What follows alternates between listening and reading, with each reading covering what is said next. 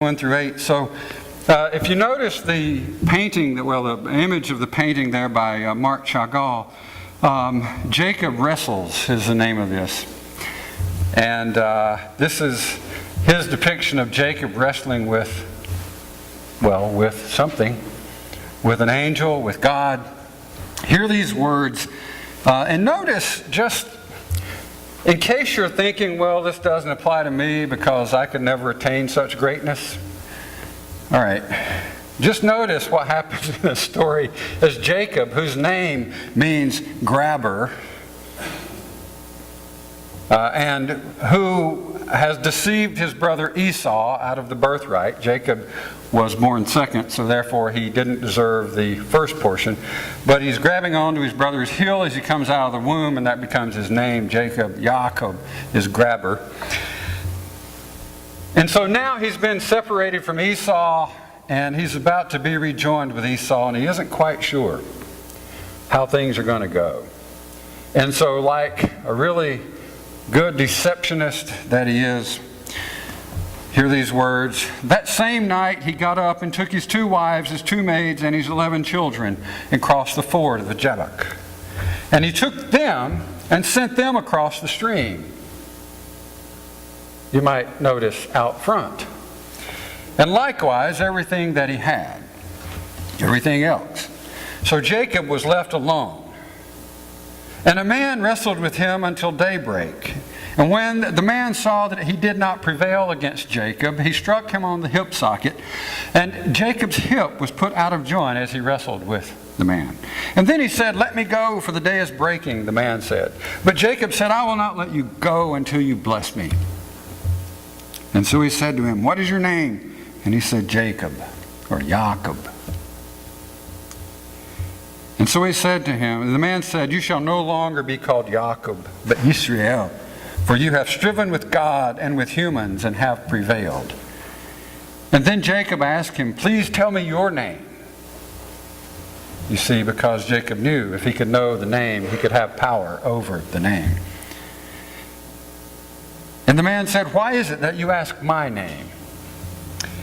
And there he blessed him. So Jacob called the place Peniel, saying, "For I have seen God face to face, and yet my life is preserved." And the sun rose upon him as he passed Peniel, limping because of his hip. And then from Luke, the 18th chapter, verses 1 through 8.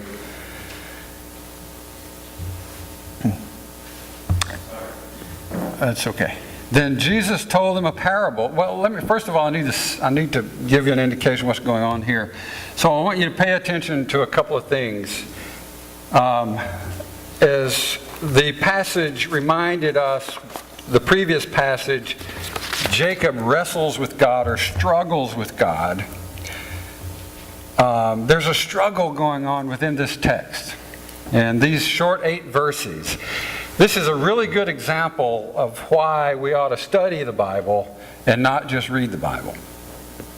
Because there's some stuff going on here we don't get just reading the Bible.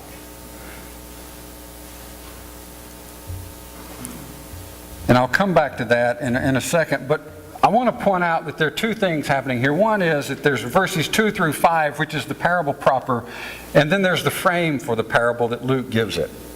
So you might hear these words as Jesus speaking verses 2 through 5 and Luke's commentary providing the frame of verse 1 and verse 6 and 7 and 8. Then Jesus told them a parable about their need to pray always and not lose heart. You see, Luke is framing the parable. 18:2, he said, this is Jesus talking, "In a certain city there was a judge who neither feared God nor had respect for people. In that city there was a widow who kept coming to him and saying, 'Grant me justice against my opponent.' And for a while he refused, but later he said to himself, 'Though I have no fear of God and no respect for any person, yet because this widow keeps coming, bothering me, I will grant her justice so that she may not wear me out by continually coming to me.'" Verse 6, we hear Luke again saying this, "And the Lord said, listen to what the unjust judge says. And will not God grant justice to God's chosen ones who cry to him day and night? Will he delay long in helping them? I tell you, he will quickly grant justice to them. And yet, when the Son of Man comes, will he find faith on earth?"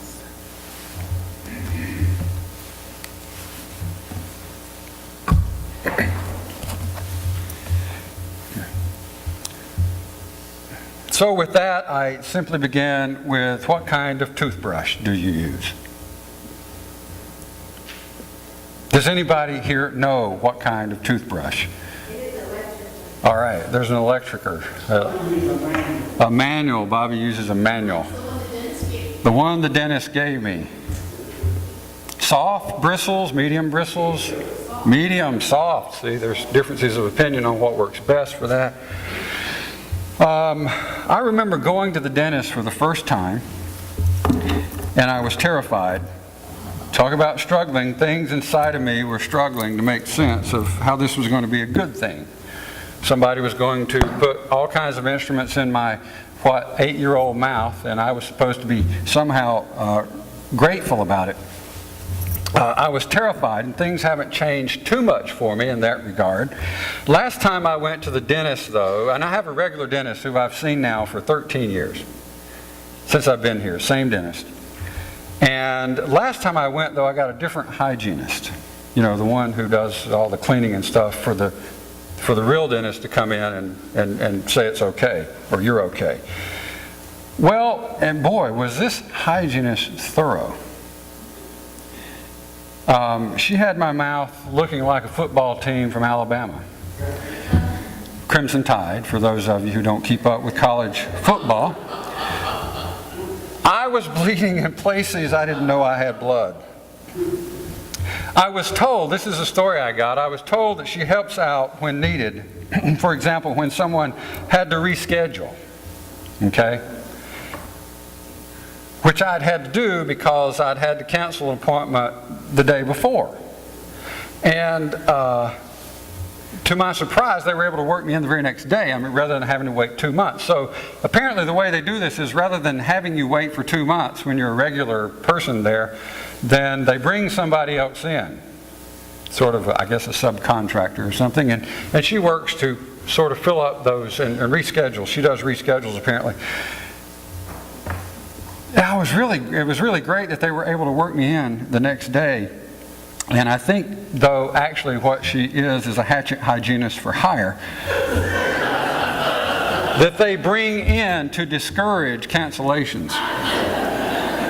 It was like she flossed my teeth with a hacksaw. And she took this thing very seriously. Quite a struggle between me and her that day. It was a struggle for my mom to get me to brush my teeth, but hygiene was important, and it still is. With regard to this passage in Luke, Barbara Brown Taylor says, "Then as now, most people prayed like they brushed their teeth, once in the morning and once at night, as a part of their spiritual hygiene program." I'd say, if truth be known, most people pray the way they floss their teeth. Almost never. The Luke passage starts out with a word about the need to pray always and not lose heart. But is that what this parable is really about? It speaks of a woman pleading for justice. And not just any woman, but a widow. Literally, in the Hebrew, one of the silent ones. Those with no voice. The silent ones were those who had no voice in the public square, and certainly not in the legal system. Who were the ones who had no voice? Who were the voiceless ones? Any ideas about that? I'm going to be a voiceless one in a few minutes because I forgot to bring my water with me, and my voice is probably going to give out. So, thank you, Carol. Who were the voiceless ones in that day in their society? Women were voiceless. Beggars. Lepers, slaves, perhaps. Yeah, some of these people were voiceless. And in their society, the only ones who had a voice in public and in the legal system were men. It was a patriarchal society, and women were excluded from it. And widows were doubly cursed. Why? Because widows, not only did they not have their own voice in the public square, they also didn't have a husband who could raise their voice for them in the public square. And against this woman also, we don't know what she's arguing for. That's the beauty of this parable. We don't know what kind of justice she's seeking. We might surmise that it's about getting an inheritance that her husband had left, but not to her, because that wasn't the law. The law was that the inheritance that a husband leaves goes to his own family, to his family of origin, his brothers, and right on down the line.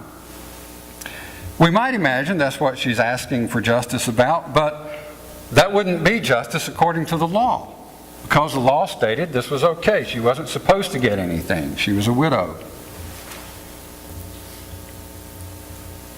Luke seems to be struggling, though, with God to find his own voice in this passage, the way Jacob struggled with God in the Genesis passage. And I like that Jacob struggles with God in the Genesis passage, with the angel that he identifies as God. Gives us permission to struggle with God's Word in Luke. And it gives Luke that permission too. He's trying to find his own voice. Perhaps he takes this parable that's clearly about finding one's voice for justice, and he makes it about the need to pray always. Notice the frame. If you look at the scripture, verse 1, Luke tells you what this parable is going to be about. And then he gives you the parable. Thank you, Dan. See, verse 1, here, this story is about a parable. This is a parable about the need to pray always and not lose heart. And then we go to verse 2 and we get the parable 2, 3, 4, and 5. And then, after that, we get Luke's comments again. He has the Lord say, listen to what the unjust judge says. He makes the parable about the judge rather than about the widows and thereby God's justice. Why would he do this? Well, the people of his day, 40 to 50 years later than the time of Jesus, and probably later than the time of the time Jesus might have actually spoken this parable, in verses 2 through 5, there's sufficient scholarly evidence to suggest that this is probably the heart of what Jesus was saying here. It fits the nature of a parable. Thank you, Carol. And it fits the nature of the way Jesus taught in parables. What doesn't fit is the comment we get on it in verse 6, where Luke tells us, again, listen to what the unjust judge says. Now, you can argue with me on that. You can argue that these are Jesus' words as well, and I'll accept your argument. I won't agree with you. So why would Luke, so then indulge me for the time being on this line of questioning, if you will. And why would Luke have done this? Because in his day, 40 to 50 years later than Jesus might have actually spoken this parable, the people were growing weary, waiting for something. And what were they waiting for? The Messiah, the parousia. The parousia, the presence, the arrival, the official visit of Jesus had not happened again yet. And they were becoming disillusioned. They were losing heart. And so Luke takes this parable and puts a frame around it and says, here, see, here's an example of the way we need to be doing things now. We need to not lose heart. We need to pray always. We need to be persistent in our pursuit of justice. What do you do when you begin to lose heart?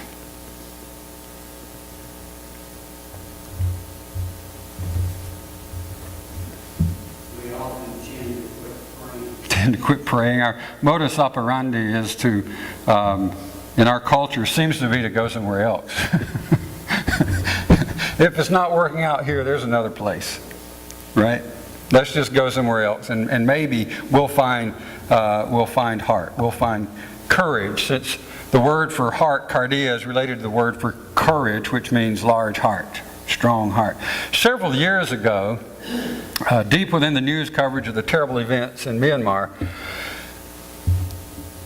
a BBC reporter shared the story of Ma Tita, a writer and doctor who was held in solitary confinement for 6 years after she raised her voice by writing against the abuses in the government there. And when asked how she survived those long years of waiting and suffering, the first thing she cited was books. She says they're like vitamins to the prisoners. And then she described her spiritual life. The reporter said, the way the reporter reported it, the reporter's take on it was, as a Buddhist, Ma Tita meditated 18 to 20 hours a day. Can you imagine that? I can't. I cannot imagine that. I could imagine sleeping 18 to 20 hours a day, but I can't imagine praying and meditating 18 to 20 hours a day. The reporter then cited her deep engagement with Buddhism as part of the reason for her survival and coming through that ordeal. The UCC's Kate Huey brings the story of Ma Tita into dialogue with the Luke passage here, saying, listening to that report as I drove home with this reading about the persistent widow on my mind, I wondered how many of us Christians are deeply engaged with Christianity. I think she has a good point. She goes on to say, Jesus wanted his followers to do more than pray as a habit or as a requirement, or we might say more than as a matter of personal spiritual hygiene. And she asked, does that ring true for you? Don't we know deep down in our hearts that more is required of us as followers of the way of Jesus? As always, she says, his teachings point right to the heart of the matter, to who we are. Those 18 to 20 hours a day of meditating helped her to remember who she was. Our prayer life shapes us too and helps us remember who we are and whose we are. Helps align us with the intentions of God. Okay, that's what Kate Huey says, and I agree with her on some of that, most of it actually, but I disagree with both the reporter and with Kate on one point, that either Ma Tita or us were or are called to be deeply engaged with either Buddhism or Christianity. I don't believe that's our calling, and I don't believe this passage points us to that. I don't think it was Ma Tita's deep engagement with Buddhism that got her through. In fact, most Buddhists would tell you that wasn't what it was. What her 18 to 20 hours of meditation a day got her deeply engaged with was the essence of life and hope, and thereby with justice being done. Her prayer, her meditation was for justice, and not just any justice, but justice that's God's justice, as we see in the biblical record, that favors the poor and the voiceless, the silent ones. And our prayer does help us remember who we are in that work, in that struggle. You see, it matters how one waits for justice. How do you wait for justice? Well, let me tell you one more story. Story of how a woman named Sigrid waited for justice. And I'll tell you her story with the words of an Australian journalist named Donna Mulhern.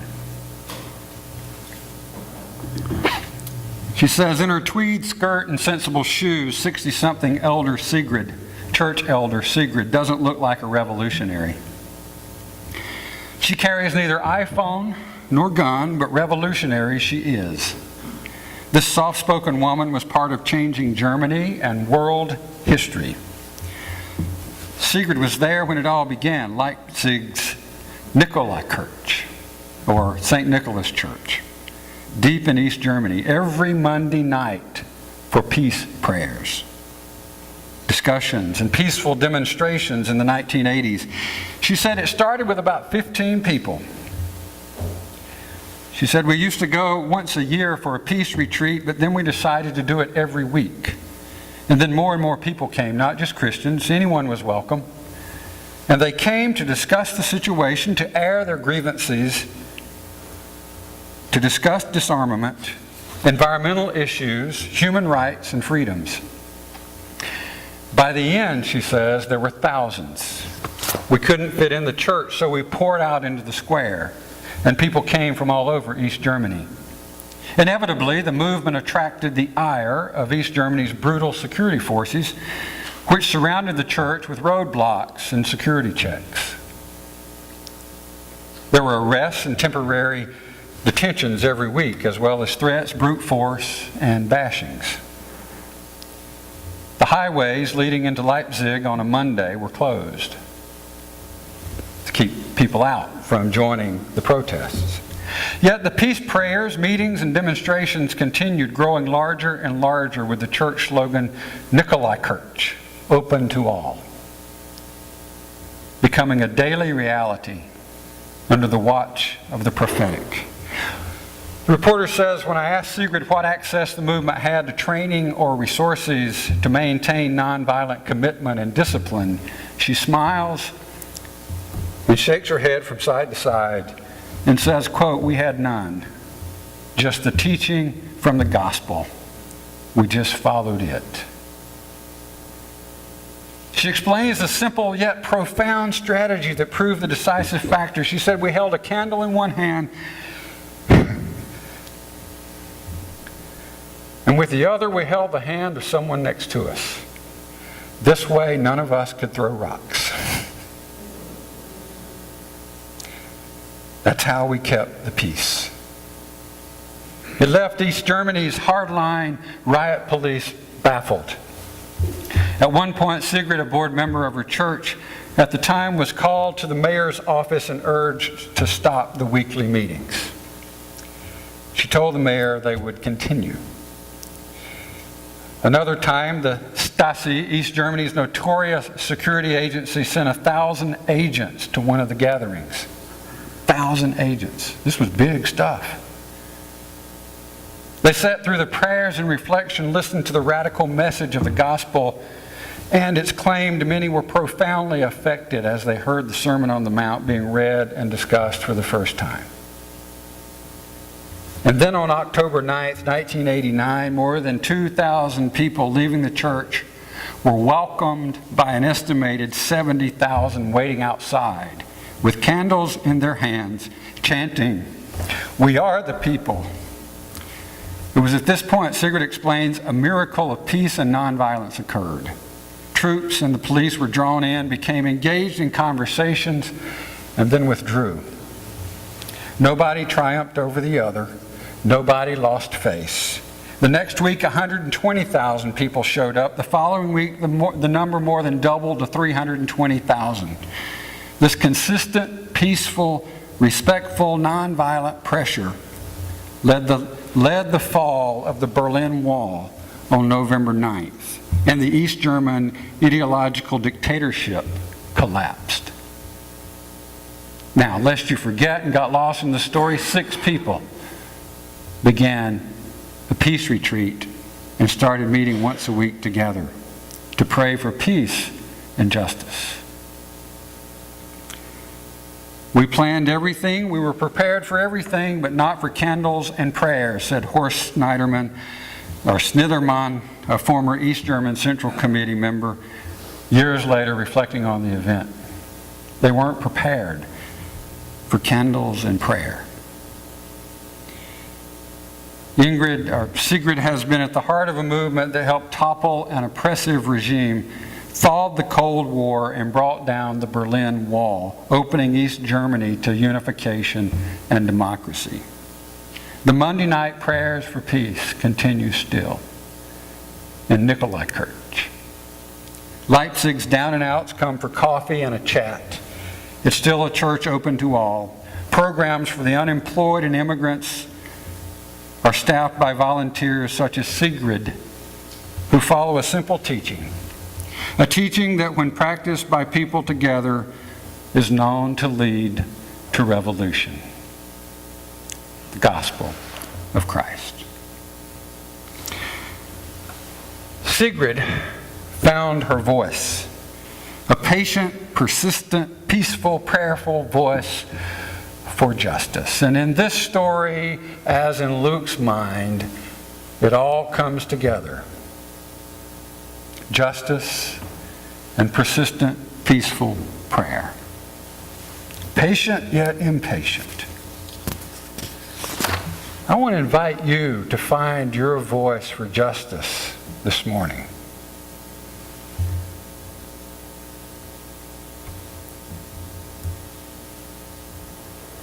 I want to ask you to find your voice for justice by placing the pleas for justice of the silent ones in the context of your patient, persistent, peaceful prayers this week.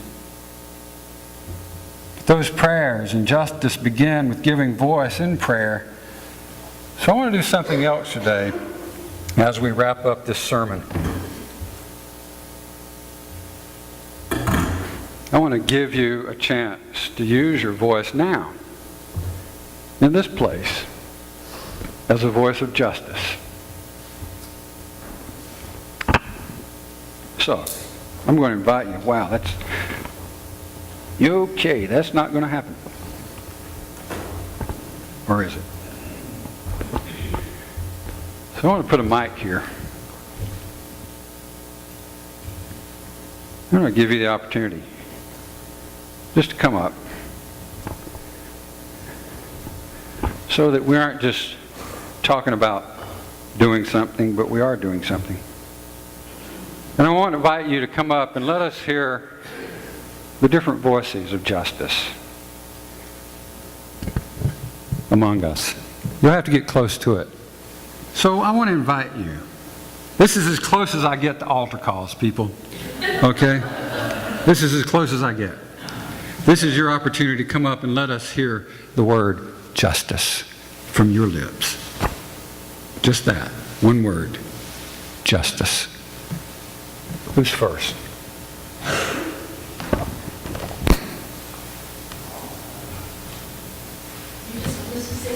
Justice. Just one word. I know that's hard for most people, but one word. I have to stop at that? That's all Yeah, I you can got to say. stop at that. Oh, well. Otherwise, we'll be here all day. I know. Justice. Justice.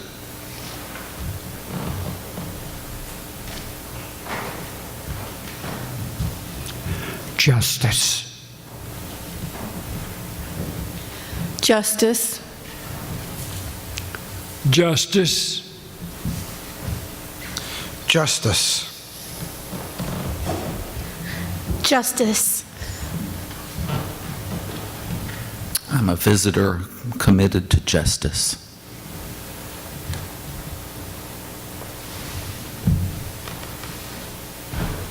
Got to be fast or you'll lose your turn.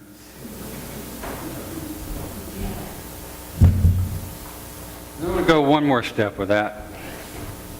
Because one of the people who came up to say justice in the microphone is Allie Cupp, who last year, around this time I guess it was, started a gay-straight alliance at North Rowan High School.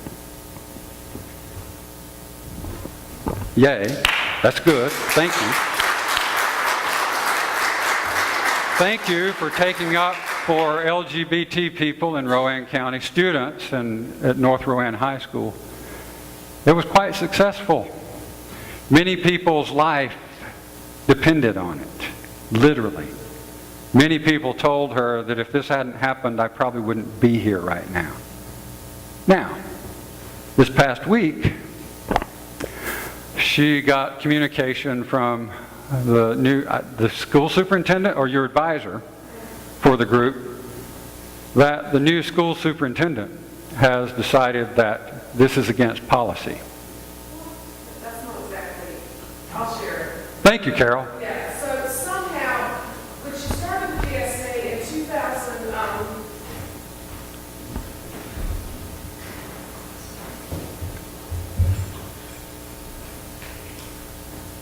Thank you.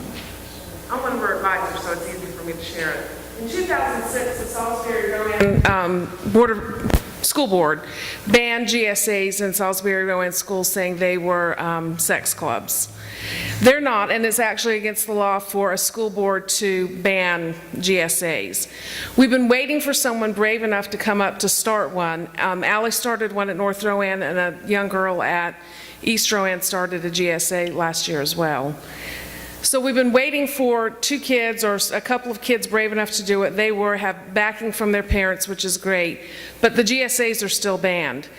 So she was very public in North Rowan had their homecoming last weekend. Okay, so they had, and it's for homecoming at North Rowan, it's a big party, and they had representatives from the GSA were on the homecoming court, and they think they were outed from that. The new school superintendent just started in Rowan County week before last, and was not even aware that they had been banned in Salisbury Rowan schools. So somehow the GSA was outed to the principal, who also didn't realize they were banned, and he knew he had to stop it. So now we've written a letter to the school superintendent and the school board, really just laying out what the GSAs are, how successful they are, the work that Allie and her peer at East Rowan have done, and we're waiting to hear back. How's that? That's great, Carol. Thank you for clarifying. And also, so here's what you can do, and that is pray. And hold Allie and the GSAs in your thoughts and prayers this week. That's a way for you to participate, just according to this scripture in Luke, for justice and giving voice to the voiceless ones. Some very real voiceless ones in our society, and not only somewhere out there in our society, but in our high schools here, not only in Rowan County, but also in our own county. So please do that this week. That's essentially your benediction. Let us be, you said justice, just the word justice, just say that. Let us be a Peace with Justice church, open to all. Amen.